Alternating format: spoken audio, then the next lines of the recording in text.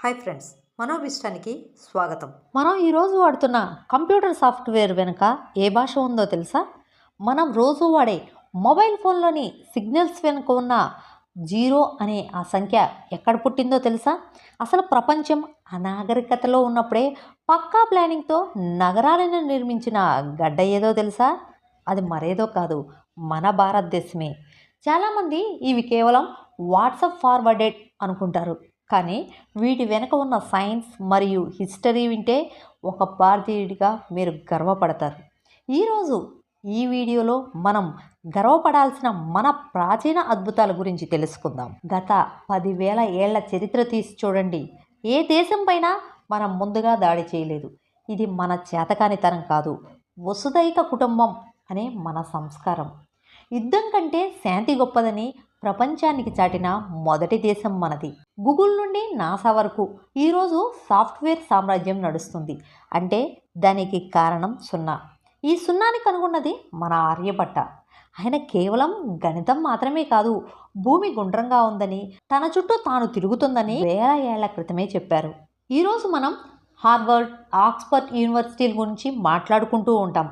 కానీ కొన్ని వేల ఏళ్ల క్రితమే మన దేశంలో నలంద, తక్షశిల వంటి యూనివర్సిటీలు ఉండేవి.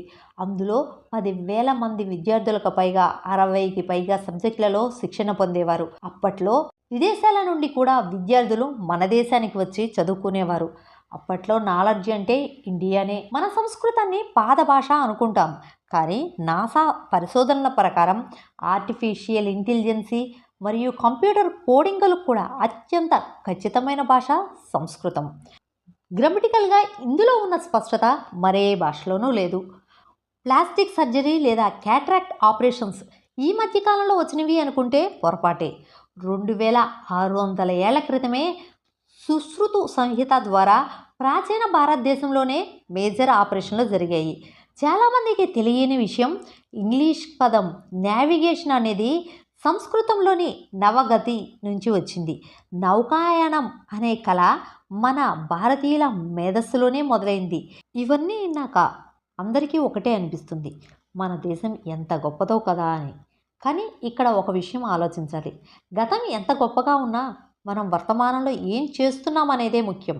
నాడు ఆర్యభట్ట సున్నాను కనుగొన్నాడు, సుశ్రుతుడు సర్జరీ చేశాడు, మన పూర్వీకులు నలంద వంటి విశ్వవిద్యాలయాలను నిర్మించారు. మరి నేడు మనం ఏం చేస్తున్నాం? మన దేశాన్ని కేవలం ఓ మ్యాప్లా చూడకండి, అదొక సజీవమైన శక్తి. దేశం అంటే మట్టి కాదు, దేశం అంటే మనుషులు. మనం చేసే ప్రతి చిన్న పనిలో నిజాయితీ ఉంటే అదే మనం దేశానికి ఇచ్చే అతిపెద్ద గౌరవం. మన రక్తంలోనే మేధస్సు ఉంది. నేనేం చేయగలను అని కాకుండా, భారతీయుడిగా నేను సాధించలేనిది లేదు అనే ఆత్మవిశ్వాసాన్ని మనసులో నింపుకోవాలి. మన ప్రాచీన విజ్ఞానాన్ని ఆధునిక సాంకేతికతను జోడించి ప్రపంచం గర్వించే ఆవిష్కరణలు చేసే వారధులుగా మనం మారాలి. నాడు మన దేశం ప్రపంచానికి గురువుగా ఉండేది. మళ్ళీ ఆ విశ్వగురువు స్థానాన్ని మనం సంపాదించాలంటే అది మన చదువుతో, మన క్రమశిక్షణతో, మన ఆలోచనలతోనే గుర్తుంచుకోండి, గొప్ప చరిత్ర ఉన్న దేశంలో పుట్టడం మన అదృష్టం. అయితే ఆ చరిత్రను మించిన భవిష్యత్తును నిర్మించడం మన బాధ్యత. రేపటి అద్భుత భారతదేశం మన చేతిలోనే ఉంది. ఆ సంకల్పంతోనే అడుగులు వేద్దాం. మనం మన గతాన్ని మర్చిపోతే భవిష్యత్తును సరిగ్గా నిర్మించుకోలేము. అందుకే ఈ వీడియోని ప్రతి ఒక్కరికి షేర్ చేయండి. ముఖ్యంగా మన పిల్లలకు మన దేశం యొక్క గొప్పతనాన్ని వివరించాల్సిన బాధ్యత మనది. ఈ వీడియో మీకు ఎలా అనిపించిందో కామెంట్ చేయండి. మీలో ఎంతమందికి ఈ విషయాలు ముందే తెలుసు కూడా తెలియజేయండి.